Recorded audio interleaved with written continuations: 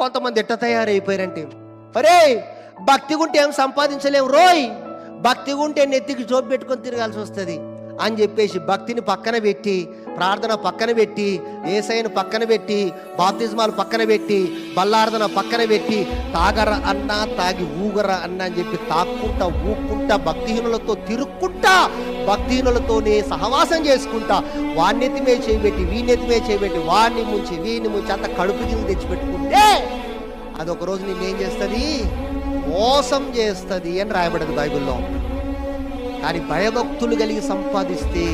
అంటే నువ్వు భయభక్తులు కలిగి ఉంటే, నీవు గనక దేవుని సన్నిధిలో యథార్థంగా ఉంటే, నువ్వు జీవం గల దేవుని సన్నిధిలో ప్రార్థనలు ఉపవాసాలు చేసుకుంటూ నమ్మకంగా నీ చేతితో నువ్వు పని చేసుకుంటూ ఉంటే, నీ చేతుల కష్టార్జితాన్ని దేవుడు దీవించి, నీ కష్టార్జితమునే నీ ఇంట్లోకి తెచ్చిపెట్టి, నీ ఇంట్లో కలిమిని సంపదను దేవుడు ఉంచుతాడు. దేవునికి స్తోత్రం కలుగును గాక.